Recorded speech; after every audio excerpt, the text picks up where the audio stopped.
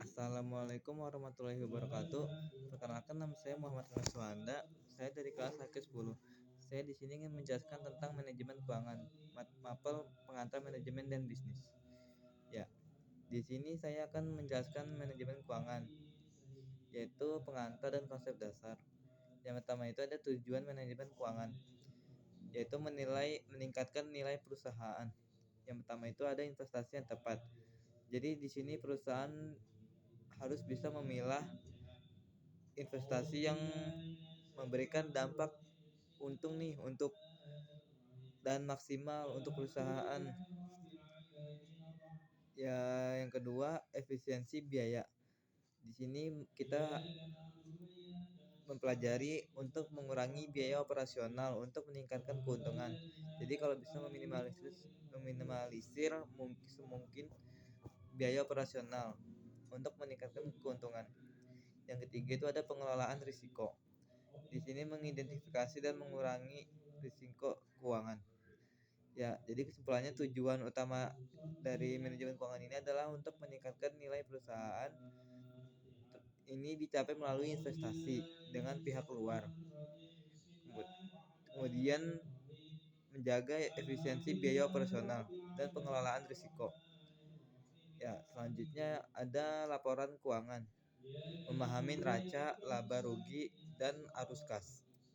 Yang pertama ada neraca, menunjukkan posisi keuangan perusahaan pada waktu tertentu. Yang kedua ada laba rugi, menunjukkan kinerja keuangan perusahaan selama periode waktu. Ya, di sini perusahaan kita bisa mengukur kinerja perusahaan selama periode tersebut, yang misalkan laba atau rugi. Jadi kita bisa mengukur kinerja perusahaan tersebut. Yang ketiga ada arus kas, menunjukkan aliran kas masuk dan kas keluar perusahaan setiap harinya. Laporan keuangan sangat penting untuk memahami kesehatan perusahaan.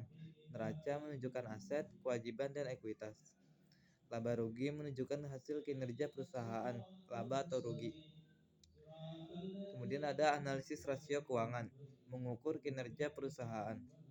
Yang pertama ada rasio likuiditas, kemampuan perusahaan membayar utang jangka pendek. Ya, di sini perusahaan dinilai mampu atau tidak untuk membayar utang jangka pendek tersebut.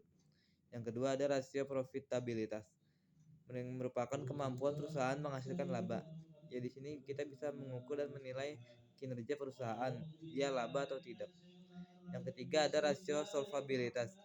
Ya, rasio solvabilitas di sini yaitu kemampuan perusahaan membayar semua utang. Jadi perusahaan mampu atau tidak membayar utang yang dimilikinya. Analisis rasio membantu mengukur kinerja perusahaan. Rasio likuiditas, profitabilitas, dan solvabilitas adalah kunci untuk membantu dalam pengambilan keputusan perusahaan. Ya, kemudian ada manajemen modal kerja, aktiva lancar dan utang lancar. Yang pertama itu ada kas, optimalisasi saldo kas. Yang kedua ada piutang, pengelolaan piutang yang efektif. Perusahaan di sini ya pengelolaan piutang yang efektif. Perusahaan mampu mengelola piutang secara maksimal dan efektif. Yang ketiga ada persediaan, kontrol persediaan yang efisien. Perusahaan mengontrol setiap persediaan secara efisiensi. Yang keempat ada utang, pembayaran utang tepat waktu. Ya, kita bisa menilai di sini perusahaan membayar utang tersebut tepat waktu atau tidak. Manajemen modal kerja meliputi pengelolaan aktiva lancar, ini termasuk kas, piutang, dan utang, dan persediaan. Utang lancar juga harus dikelola dengan secara baik. Kemudian ada manajemen kas, optimalisasi arus kas. Yang pertama ada perencanaan. Ya, di sini membuat perencanaan bagaimana kedepannya, strategi, dan tujuan. Yang kedua ada pengendalian. Ya, di sini perusahaan memegang penuh pengendalian untuk mengatur kinerja dan strateginya. Yang ketiga ada pengoptimalan.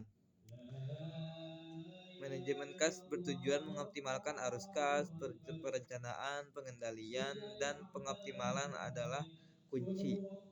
Ini memastikan likuiditas perusahaan tersebut. Kemudian ada anggaran modal investasi jangka panjang. Yang pertama ada evaluasi proyek. Ya, evaluasi proyek di sini yaitu proses secara sistematis untuk menilai desain, implementasi dan hasil proyek guna untuk menentukan efektivitas, efisiensi serta dampaknya ke depannya. Ya, tujuannya untuk memastikan sumber daya efisien, mengidentifikasi risiko yang akan terjadi, belajar dari pengalaman dan meningkatkan kinerja di masa yang akan datang. Kemudian ada analisis risiko. Analisis risiko di sini yaitu proses sistematis untuk mengidentifikasi, menganalisis dan mengevaluasi potensi kejadian buruk atau risiko yang dapat mempengaruhi dan berdampak pada perusahaan. Proses ini membantu pengembalian keputusan, alokasi sumber daya, dan meningkatkan ketahanan terhadap ketidakpastian dengan menyeimbangkan risiko dan manfaat. Kemudian ada pemilahan proyek. Pemilihan proyek di sini yaitu mengelompokkan proyek berdasarkan kriteria tertentu.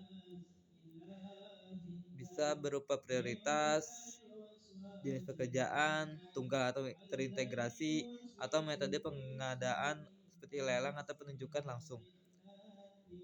Ya, di sini untuk menentukan mana yang akan dikerjakan, kapan dan bagaimana. Kemudian ada mengimplementasikan. Implementasi di sini merupakan seperti menyediakan sarana untuk melaksanakan sesuatu yang menimbulkan dampak atau akibat terhadap sesuatu. Kemudian sumber pendanaan, hutang dan ekuitas. Hutang pinjaman dari bank atau obligasi. Ya, hutang di sini bisa bersumber dari bank atau obligasi.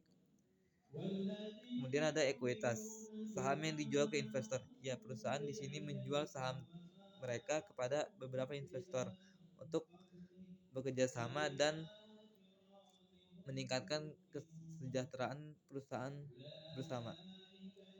Sumber pendanaan meliputi hutang dan ekuitas. Hutang bisa berupa pinjaman dari bank atau obligasi, dan ekuitas berasal dari saham investor. Kemudian ada risiko keuangan, identifikasi dan mitigasi.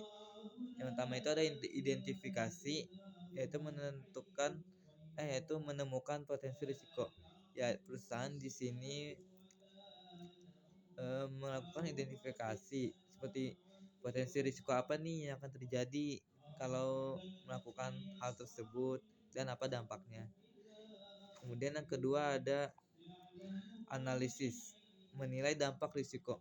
Ya, perusahaan di sini menilai dan mengukur seperti dampak besar atau kecil perusahaan jika risiko tersebut diterima. Ya, kurang lebih dampak dari risiko tersebut. Kemudian yang ketiga ada mitigasi, mengurangi risiko. Ya, di sini perusahaan mengidentifikasi seperti mengantisipasi kejadian tersebut untuk mengurangi risiko yang akan berdampak kepada perusahaan dan merugikan perusahaan. Risiko keuangan perlu diidentifikasi dan dimitigasi. Analisis risiko membantu menilai dampaknya, sementara mitigasi membantu mengurangi dampak risiko tersebut. Kemudian yang terakhir ada perencanaan keuangan, yaitu mencapai tujuan keuangan. Yang pertama menentukan tujuan keuangan. Perusahaan menentukan tujuan keuangan yang akan berjangka panjang dan berdampak positif terhadap perusahaan tersebut. Yang kedua ada membuat rencana, susunan strategi. Perusahaan melakukan penyusunan strategi untuk kedepannya agar mencapai tujuan yang akan dicapai dan sudah ditentukan sejak awal. Yang ketiga ada implementasi, yaitu melaksanakan rencana. Ya, implementasi di sini merupakan kerja nyata dari apa yang sudah direncanakan oleh perusahaan. Ya, perencanaan keuangan membantu mencapai tujuan keuangan, menetapkan tujuan, membuat rencana, dan implementasi adalah kuncinya. Ya, dan evaluasi berkala juga penting. Ya, evaluasi di sini seperti belajar dari kesalahan, terus melakukan evaluasi apa nih yang kurang dan bagaimana kita harus meningkatkannya. Kurang lebih seperti itu. Terima kasih.